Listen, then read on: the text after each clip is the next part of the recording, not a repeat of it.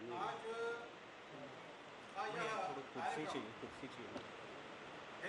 Spiritual and service foundation के कार्यक्रम में 21वीं सदी में राष्ट्रीय सुरक्षा की चुनौतियां, इस विषय पर यहाँ पावर पॉइंट प्रेजेंटेशन के माध्यम से विश्व के दृष्टिकोण से भारत के आंतरिक और बाह्य सुरक्षा से संबंधित विषय पर किस प्रकार का राष्ट्रीय और अंतर्राष्ट्रीय स्तर पर षड्यंत्र और योजनाएं बनती हैं, उसके बारे में विस्तृत रूप से जिन्होंने टेररिज्म के संबंध में काफी अध्ययन किया है, ऐसे हमारे सम्माननीय अतिथि आदरणीय अभिनव जी पंड्या हमारे रायपुर शहर में पधारे हुए हैं। यह सौभाग्य का विषय है। आप यूके बेस्ड हैं, भारत में आए हुए हैं और जैसे संघ के हमारे राष्ट्रीय स्तर के मार्गदर्शकों का उनकी प्रेरणा होती है कि आपकी जो अध्ययन की स्थिति है, जिस चीज की तज्ञता है, उसका हमारे समाज में जागरण के रूप में उपयोग हो। और हम लोगों ने जैसा निर्देश हुआ तो रायपुर में इस कार्यक्रम को काफी कम समय में तैयारी करके जागरण के दृष्टिकोण से हम सब नागरिक भी जागरूक हों कि देश के अंदर और बाहर से किस प्रकार से हमारी राष्ट्रीय सुरक्षा को चुनौतियां हो रही हैं, उस पर हमें जागृत होना चाहिए। मैं इस कार्यक्रम के दृष्टिकोण से Hindu spiritual and service foundation के रायपुर छत्तीसगढ़ के सम्माननीय अध्यक्ष श्रीमान गोपाल कृष्ण जी अग्रवाल से आग्रह करूंगा कि माननीय हमारे प्रांत प्रचारक जी श्रद्धेय दीपक पुष्पोते जी और हमारे अतिथि और प्रेजेंटेशन के पधारे हैं, उनको लेकर मंच में स्थान ग्रहण करेंगे।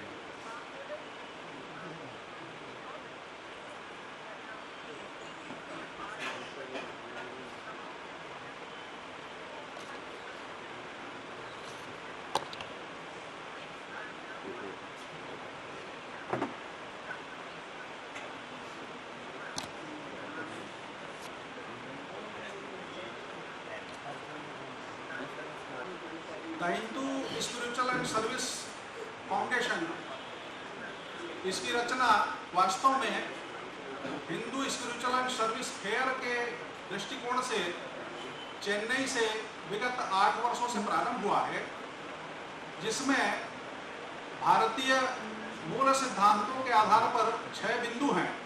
उन 6 बिंदुओं को आधार लेकर के हमारे समाज का, सनातन संस्कृति और हिंदू समाज का किस प्रकार से उद्भव ठीक ढंग से हमारे आज के परिप्रेक्ष्य में हो और हमारे नैतिक मूल्यों का, हमारे आधार स्तंभों का जिस प्रकार से पाश्चात्य संस्कृति के और हमारे देश पर एक प्रकार से कुदृष्टि रखने वालों ने जो षड्यंत्र किया हुआ है और दुष्प्रचार किया हुआ है, वह पुनः एक बार जागरण के रूप में हिंदू समाज में, भारतीय समाज में प्रस्फुटित हो।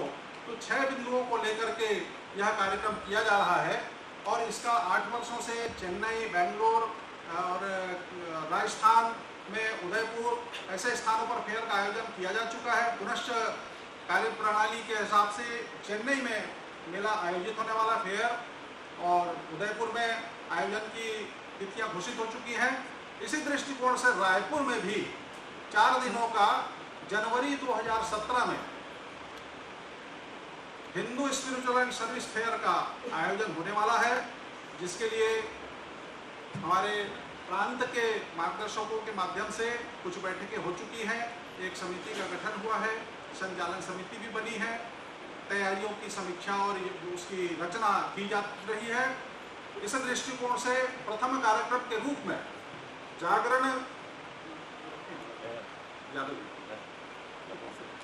जागरण के दृष्टिकोण से यह प्रथम कार्यक्रम है। विगत 2 दिनों से पंडित रविशंकर शुक्ल विश्वविद्यालय में एक कार्यक्रम जो एनएसएस की बहनें आई हुई हैं, उनका कौशल उन्नयन का कार्यक्रम हो रहा है, वहां पर हुआ है। कृषि महाविद्यालय में हमारे प्रबुद्ध प्राध्यापकों के बीच में इस बात की प्रस्तुतिकरण हो चुकी है। आज छत्तीसगढ़ महाविद्यालय में हमारे प्रबुद्ध प्राध्यापकों के बीच में पावर प्रेजेंटेशन हुआ है और यह कार्यक्रम आज हम सब कार्यकर्ता जो राष्ट्र सेवा के लिए लगे हुए हैं उनको भी यह समझ में आना चाहिए कि कहाँ कहाँ पर किस किस प्रकार से त्रुटियां होती हैं हमको जागरण के दृष्टिकोण से, वो हमारे अतिथि आए उनके माध्यम से हम समझ सकेंगे और ठीक ढंग से हम और कुशलता से कार्य संपादित कर सकेंगे। हिंदू आध्यात्मिक संस्थाएं जो प्राचीन वैदिक पद्धति पर आधारित है के द्वारा किए गए जो सेवा कार्य है उसका प्रदर्शन करते हुए समाज में प्रचलित जो मिथ्या अवधारणा कि हिंदू आध्यात्म व भारत सेवा भावनाओं से दूर रहता है, उसको तोड़ना है। हिंदू अध्यात्म के 6 जो बिंदु लिए गए हैं वो आधुनिक संदर्भ के विषयों में और उसके माध्यम से प्रदर्शित करते हुए ये समझ आना, जिनमें क्रमशः वनों का संरक्षण, आज पेड़ काटे जा रहे हैं वगैरह जो परिस्थितियां निर्मित हो रही हैं, जीव जंतुओं की सुरक्षा, पर्यावरण की सुरक्षा, पर्यावरण का अस्तित्व बनाए रखना तथा पारिवारिक एवं मानवीय मूल्यों का बीजारोपण, महिलाओं के सम्मान की रक्षा और उसको बढ़ावा देना और देशभक्ति की भावना बढ़ाना, ऐसे जो विषय हैं उस पर प्री फेयर भी चलने वाले हैं। काफी 3 महीने पहले से कार्यक्रम चलेंगे, उसमें हम सभी कार्यकर्ता लगेंगे ही, जैसे जानकारी हम सब लोग दे रहे हैं। तो इन दृष्टियों के दृष्टिकोण से इन सब बातों को ध्यान में रख करके जागरण के दृष्टिकोण से कार्यकर्ताओं में एक उत्साह भी आएगा और हम अपने आध्यात्मिक जीवन को कैसे पुनर्स्थापित करें, हम पूरा समाज मिल करके इस कार्यक्रम को संपादित करेंगे। यह इस अनोखे मेले के माध्यम से हम सब आगे करेंगे ही, जिसमें हिंदू धार्मिक तथा सामाजिक संस्थाएं को सभी इसमें सम्मिलित किए जाएंगे, उनको भी इसमें एकजुट समाज के रूप में और एकत्रित करके जोड़ने का काम हम सब करेंगे। शिक्षण संस्थाओं के माध्यम से बहुत सारा कार्यक्रम होगा। छात्र जो हमारे देश के भविष्य के रूप में हम सब कहते हैं, उन सब की सहभागिता इसमें होगी।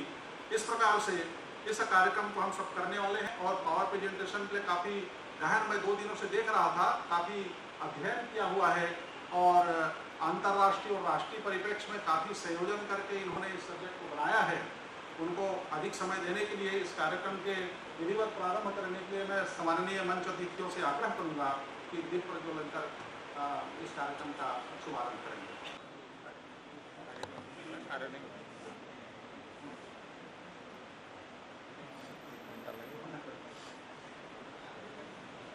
आ जाओ, नहीं तुम आ जाओ, कार्यक्रम में भी रह सकते हो।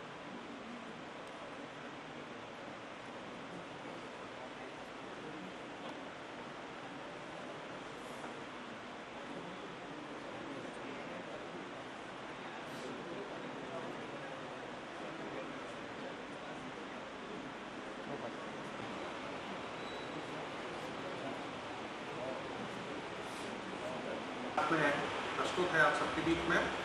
मैं हमारे मंच पर सम्मानित अतिथि हैं, उनके स्वागत के लिए श्री ओम प्रकाश जी सिंघानिया, जो हिंदू स्पिरिचुअल सर्विस फाउंडेशन के सम्मानित कोषाध्यक्षों से आग्रह करूँगा तो पुष्पगुच्छ से श्री अरुण किरोई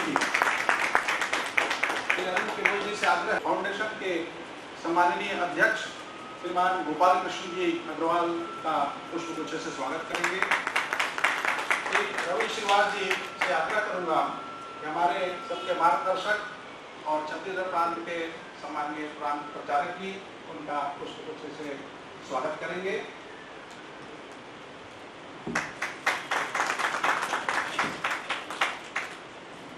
अतिथि परिचय के लिए इस हिंदू स्पिरिचुअल सर्विस फाउंडेशन के सम्माननीय उपाध्यक्ष श्रीमान भास्कर जी किनेकर से आग्रह करूंगा कि हमारे अतिथि का परिचय देंगे।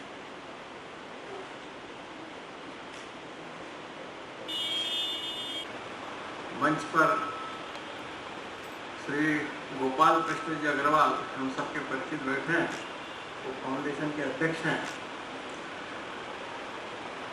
माननीय दीपक जी हम सबके बड़े सुपरिचित हैं, सबके स्नेही हैं, राष्ट्रीय स्वयं संघ के प्रांत प्रचारक हैं। विशेष परिचय अभिनव पंड्या जी का है, जो मैं थोड़ा सा विस्तार पूर्वक दूंगा। श्री अभिनव पंड्या जी, आप देख रहे हैं एकदम युवा हैं। इनको देख के ऐसा लगता है कि क्या हो रहा है, ऐसा करने करके, और जो हो रहा है ठीक हो रहा है, अब समझ में आ जाएगा।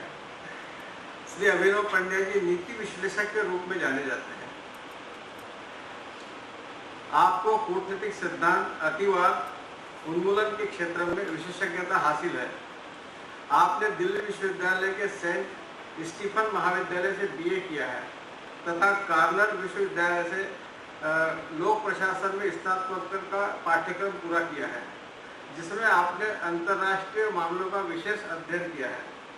आपको यूएसए की प्रतिष्ठित शोधपीठ संस्था PI अल्फा का सम्मानित सदस्य होने का गौरव प्राप्त है। आपको पाकिस्तान, अफगानिस्तान, सीरिया तथा इस्लामिक अतिवाद जैसे भू राजनीतिक विषयों पर सेमिनार, परिचर्चा तथा व्याख्यान कराने में दक्षता हासिल है।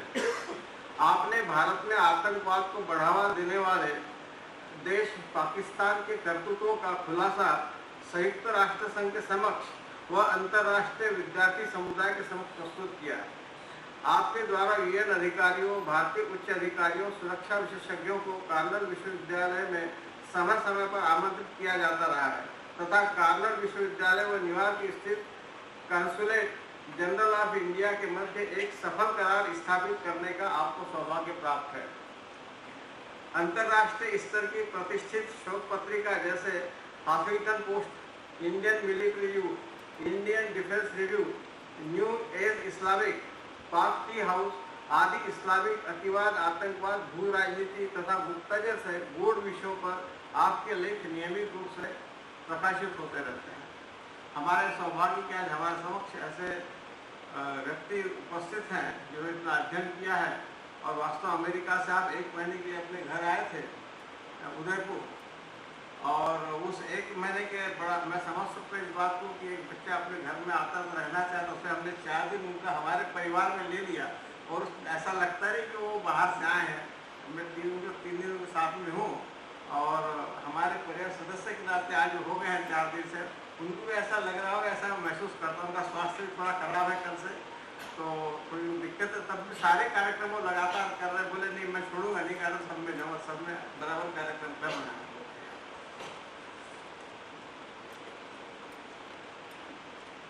धन्यवाद भास्कर भैया। मैं आगे कार्यक्रम में ज़्यादा समय न लेते हुए इमाम अभिनव पंड्या जी से आग्रह करूँगा कि वे पावर प्रेजेंटेशन का शुभारंभ करें।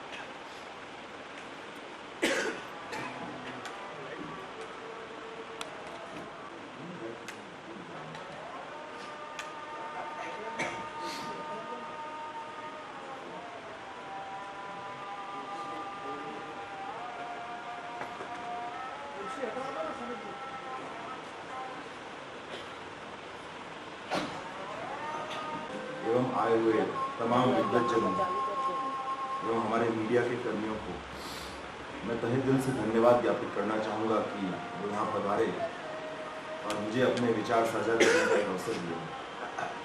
मेरी आवाज़ आ रही क्लियरली?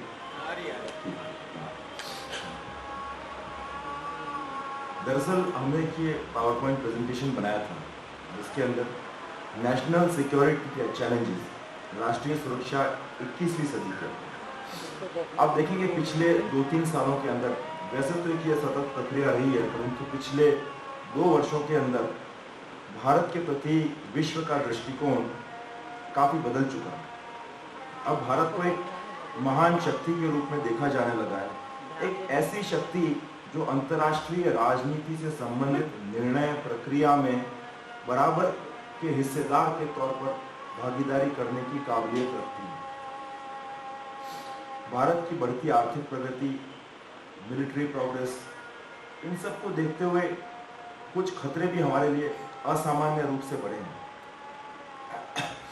कोई भी राष्ट्र जब अप्रत्याशित रूप से प्रगति करता है और खास तौर से भारत जैसा राष्ट्र जहाँ पर एक लंबे समय से एक कमजोर नेतृत्व, ऐसा विश्व राजनेता सोचता है, मैं कोई ये कोई मेरी निजी राय नहीं है, कमजोर नेतृत्व रहा है, पिछले 2-3 साल से जब एक मजबूत नेतृत्व हमें मिला है तो आज पूरे विश्व की दृष्टि हमारे लिए बदल गई है। ऐसे में चुनौतियां भी बहुत बदल गई हैं। तो इसीलिए हमने एक राष्ट्रीय सुरक्षा के ऊपर विशेष रूप से प्रेजेंटेशन तैयार किया। अब मैं सीधे मुद्दे पर आना चाहूँगा। राष्ट्रीय सुरक्षा आज के दौर में एक बहुत ही व्यापक और बहुत ही विस्तृत कॉन्सेप्ट है। किसी ज़माने में हम लोग ये मानते थे कि बॉर्डर पर दो देशों की सेनाएं आपस में लड़ लेती हैं और राष्ट्रीय सुरक्षा के सारे मुद्दे वहाँ पर सीमित हो गए। परंतु आज राष्ट्रीय सुरक्षा और युद्ध से संबंधित सारी डॉक्ट्रिन्स और सारी नीतियाँ बहुत परिष्कृत हो चुकी हैं। खासतौर से पश्चिमी राष्ट्र जिनकी सभ्यता में, जिनकी धार्मिक मान्यताओं में एक शुरू से एक वॉर लाइक टेंडेंसी रही है, चाहे वो रिलीजियस ट्रेडिशन हो उनकी या उनकी पॉलिटिकल ट्रेडिशन हो, तो उन वॉर लाइक ट्रेडिशंस के कारण उन्होंने युद्ध की कला को बहुत परिष्कृत किया है। और वो युद्ध अब सिर्फ बॉर्डर पर दो सेनाओं के लड़ने तक नहीं सीमित रह गया। वो युद्ध अब साइकोलॉजिकल वारफेयर, मनोवैज्ञानिक युद्ध, इंटेलेक्चुअल वारफेयर, बौद्धिक युद्ध और प्रोपेगेंडा वारफेयर, इन तीनों चीज़ों को भी बहुत स्ट्रांगली अपने साथ शामिल करता है। एक बहुत बड़े पश्चिम के विद्वान थे अरस्तु, उन्होंने एक बात कही कि यदि आप किसी राष्ट्र को नष्ट करना चाहते हैं तो आप उसके इतिहास को, उसकी संस्कृति को, उसकी सामाजिक और उसकी आध्यात्मिक संरचनाओं को, उन परंपराओं को खत्म करें जो किसी भी राष्ट्र की आत्मा होती है, उस राष्ट्र को जीवंत बनाते हैं। तो ये एक बहुत बड़ा एंगल हमने सुरक्षा के उसमें लिया है। खास तौर पर देखा जाए तो आज भारत के सामने 3 चैलेंजेस हैं। सबसे बड़ा चैलेंज और इमीडिएट चैलेंज वो है जिहादी टेरर का, जिहादी एक्सट्रीमिज्म, इस्लामिक एक्सट्रीमिज्म का। ये न सिर्फ भारत के लिए अपितु पूरी विश्व के लिए, पूरी मानव सभ्यता के लिए एक प्रचंडतम और एक महाविकराल शत्रु की भांति, एक अत्यंत विषैले नाग की भांति सामने खड़ा है।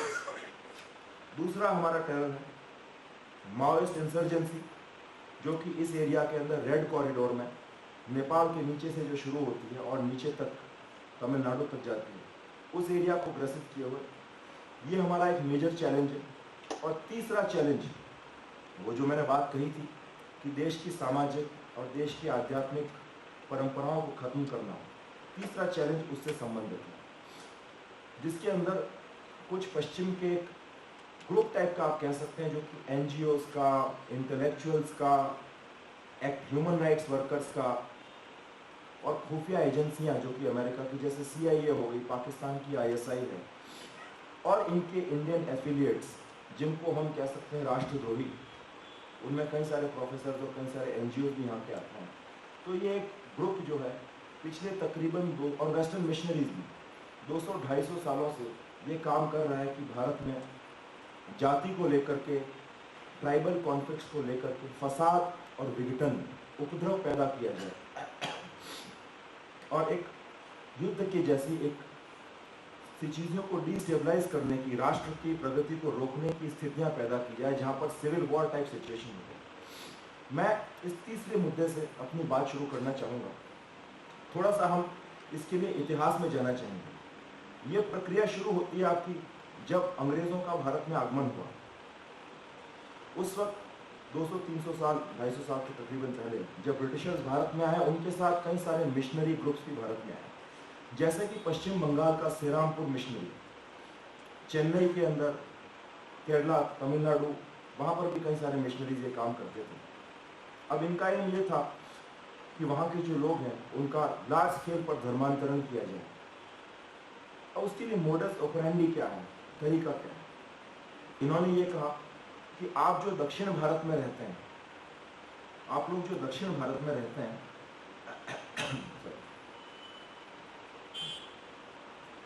वो लोग द्रविड़ हैं, और जो उत्तर भारत में रहते हैं वो लोग आर्य हैं।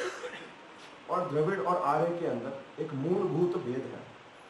उन्होंने कहा कि द्रविड़ एक अलग नस्ल के लोग हैं और आर्य एक अलग नस्ल के लोग हैं। द्रविडियन से उन्होंने कहा कि आपकी भाषा जो तमिल भाषा है उसका नॉर्थ इंडियन लैंग्वेजेस यानी संस्कृत और इंडो यूरोपियन लैंग्वेजेस से कोई लेना देना नहीं। सेकंड स्टेप पर वो आते हैं कि चूंकि आपकी भाषा अलग है और भाषा परंपरा बहुत समृद्ध है, इसलिए आपकी नस्ल भी उत्तर भारतीय यानी कि उत्तर भारत के आर्यों और सवर्णों से अलग है। तीसरा इन्होंने ये कहा कि अब चूंकि आप अलग तो हैं ही, तो आप भारत के खिलाफ विद्रोह करना शुरू करें, पॉलिटिकल रिवोल्ट। और चौथे स्टेज पर ये कहते थे कि अब पॉलिटिकली आप अलग हो ही रहे हैं तो अपना धर्म भी बदल दीजिए, बेसिकली क्रिश्चियन कन्वर्जन्स। यहाँ पर जब मैं बात क्रिश्चियन कन्वर्जन्स की कर रहा हूँ तो मेरा उद्देश्य किसी भी प्रकार से किसी वंश परंपरा को या किसी धार्मिक समुदाय के खिलाफ जहर घोलना नहीं है। बात यहाँ पर सिर्फ इतनी सी है कि यदि आप गलत तरीके अपना करके और एक दुर्भावना के साथ किसी देश की सांस्कृतिक और आध्यात्मिक परंपराओं को नष्ट करना चाहते हैं तो ये गलत बात है और बिल्कुल अनैतिक बात है और इसका प्रतिकार होना चाहिए। तो इसके लिए उन्होंने नॉर्थ इंडियंस को आर्य कहा, साउथ इंडियंस को द्रविड़ कहा। अब ये आर्य का जो सिद्धांत है इसकी शुरुआत यूरोप से होती है। यूरोप के अंदर सबसे पहले जर्मनी के विद्वानों जैसे कि हर्डर और श्रीगर, जिनके नाम भी मैंने मेंशन किए हैं, उन्होंने आर्यंस की कॉन्सेप्ट, इनकी रेस का पूरा उसको उत्पत्ति की, डेवलपमेंट किया। ये कहा कि आप आर्यंस एक सेपरेट रेस हैं। अब जर्मनी का इसके पीछे, इस तरह का काम करने के पीछे एक निहित स्वार्थ था। उस वक्त तक यूरोप के अंदर अन्य जितने भी राष्ट्र थे जैसे कि ब्रिटेन, फ्रांस, इन सब के पास एक बहुत ही प्रचुर और एक बहुत ही रिच पॉलिटिकल लेगेसी थी, हिस्टोरिकल, ऐतिहासिक लेगेसी थी। फ्रांस के लोग कहते थे कि हमने पुनर्जागरण करवाया यूरोप के अंदर, महान पेंटर्स, महान वैज्ञानिक इत्यादि लोगों को जन्म दिया। इंग्लैंड के लोग कहते थे कि हम पूरी दुनिया में बादशाहत करते हैं। और ये जर्मनी को कहते थे कि आप लोग बर्बर हैं, आप लोग असभ्य हैं। इसके पीछे कारण ये था कि किसी ज़माने में जब ग्रीस और रोम की महान सभ्यताएं यूरोप में फल फूल रही थी तो जर्मनी के स्थानीय लोगों ने उन पर अटैक करके, उन पर आक्रमण करके उन राष्ट्रों को, उन सभ्यताओं को नष्ट किया। अब जर्मनी ये आरोप सहते सहते एक तरह से तंग आ चुका था। तो जर्मनी ने इसका प्रतिकार करने के लिए, और उस वक्त जर्मनी के अंदर भी राष्ट्रवाद का उदय हो रहा था, जर्मनी एक मजबूत राष्ट्र के रूप में आना चाहता था। जर्मनी ने तुरंत ये कहा कि हम आ रहे हैं और आप लोग हमसे नीचे स्तर के लोग हैं और हम श्रेष्ठ हैं। जर्मनी के कुछ विद्वानों ने जैसे कि मैक्स मूलर और अन्य भी विद्वान थे कई देशों से, विलियम जोन्स इत्यादि ने भारतीय सांस्कृतिक परंपराओं का, हमारे प्राचीन ग्रंथों का अध्ययन किया और उन्होंने ये पाया कि भारत की सांस्कृतिक, भारत की वैज्ञानिक और भारत की सामाजिक इतिहास हर मायने के अंदर ब्रिटेन से श्रेष्ठ था, यूरोप से श्रेष्ठ था। जो वैज्ञानिक प्रगति भारत में हुई प्राचीन काल में, ऐसी प्रगति पूरी दुनिया में कहीं देखने को नहीं मिली। तो उन्होंने इस एजेंडे को हथियाते हुए कहा कि हम आ रहे हैं और हम उस महान वंश परंपरा के को आगे बढ़ाने वाले लोगों में से। अब ब्रिटेन ने भी इस बात में उनकी ताकीद की कि आप ठीक कहते हैं कि आप लोग आ रहे हैं, हम भी उसी आर्य परंपरा से आते हैं। ब्रिटेन के स्वार्थ दूसरे थे। ब्रिटेन का उद्देश्य ये था, चूंकि वो भारत पर हुकूमत कर रहे थे तो वो चाहते थे भारत में राष्ट्रवाद के उदय को तोड़ा जाए। उन्होंने कहा कि भारत में जितने भी सवर्ण लोग हैं, उच्च जातियाँ, वो आर्यों की वंश परंपरा से आती हैं और वो ब्रिटेन के लोगों की तरह ही बाहर से आई हैं। ये बात अलग है कि वो किसी कालखंड में बहुत समय पहले आई थी और वो भारत के मूल निवासी जो कि द्रविड़ हैं या यहाँ की जो ट्राइब्स हैं उनसे भिन्न है। इसलिए भारत के सवर्ण लोगों को, जिसमें कि उस समय के बड़े well known freedom fighters Gopal Krishna Gokhale, दादा भाई नौरोजी इत्यादि लोग आया करते थे, कि भारत के फ्रीडम फाइटर्स को अंग्रेज़ों के खिलाफ संघर्ष करने का कोई नैतिक अधिकार नहीं है, क्योंकि वो भी अंग्रेज़ों की तरह ही बाहर से आए हुए लोग थे। और दूसरा काम उनका ये था, एक तो इस तरह का भेद पैदा करके बाहर से आए हुए सवर्णों को और यहाँ के जो मूल निवासी द्रविड़ों को, ये बिल्कुल भ्रामक और मिथ्या बात है, उस पर मैं बाद में बात करता हूँ। उनके बीच लड़ाई करवाना डिवाइड एंड रूल पॉलिसी के तहत। और दूसरा ये कि जितने भी सवर्ण लोग हैं उनको ये कहना कि आप भी आ रहे हैं, आप वर्षों पहले, सदियों पहले आ गए थे और हम भी आ रहे हैं, हम अभी आए हैं, इसलिए आप हमारे एक तरह से छोटे भाई हुए और हम आपको सुसभ्य बनाने आए हैं, सुसंस्कृत बनाने आए हैं। ये ब्रिटेन का एक मोटा मोटा एम था और इसके लिए बहुत रिसर्च यूरोप में होती रही, जिसको हम इंडोलॉजी का डिपार्टमेंट कहते हैं। आज भी कई सारे कंट्रीज़ में, यूरोप की, अमेरिका की प्रतिष्ठित विश्वविद्यालयों में इंडोलॉजी का डिपार्टमेंट चलता है। उन्होंने हमारे टेक्स्ट को, हमारी प्राचीन विद्याओं को अलग तरीके से मिस इंटरप्रेट किया, गलत अनुवाद किया और आर्य नाम का एक सिद्धांत बनाया उन्होंने, जिसमें कि आर्य को उन्होंने सेपरेट रेस कहा और उसके दुष्परिणाम भी उन्होंने भुगते। हिटलर ने ये आर्य का जो पूरा मुद्दा था, ये विषय जो था, इसको अपना एक राजनीतिक एजेंडा के रूप में अपना लिया और कहा कि जर्मनी के लोग ही शुद्धतम आर्य हैं। और ये चीज़ धीरे धीरे उनकी यूनिवर्सिटीज़ के अंदर, उनके एकेडमिशियंस के बीच में फेमस होने लगी। वहाँ पर प्रोग्राम चलाए जाने लगे जिसको हम यूजेनिक्स कहते हैं। यूजेनिक्स के अंदर होता ही है कि आप शुद्ध आर्यों को ला करके एक श्रेष्ठ समाज का, उनकी ब्रीडिंग करवा करके एक श्रेष्ठ समाज के लोगों का, जो कि मेंटली इंटेलेक्चुअली सुपीरियर है, इस तरह के लोगों को ब्रीड करने की कोशिश करते हैं। परंतु बात वही है जिसने भारत के साथ गलत नियति से उसकी आध्यात्मिक परंपराओं और सांस्कृतिक परंपराओं से छेड़छाड़ करने की कोशिश की है, उन्होंने परिणाम भुगते हैं और यूरोप में भी परिणाम भुगता। 2 महायुद्ध हुए इस आर्य के नस्लवादी विचारधारा को लेकर के। लाखों लोग मारे गए, करोड़ों लोग मारे गए, 60 लाख यहूदियों का नरसंहार हुआ और यूरोप में भुगता। और उसके बाद जब इतना नरसंहार हो गया और ये लोग इस बात को लेकर के कन्विंस हो गए कि आर्य नाम की जो अलग नस्ल का डॉक्ट्रिन उन्होंने दिया है। तो पहले मैं थोड़ा सा एक बताना चाहूँगा कि जब हम बात नस्ल की करते हैं तो उसका माने क्या होता है।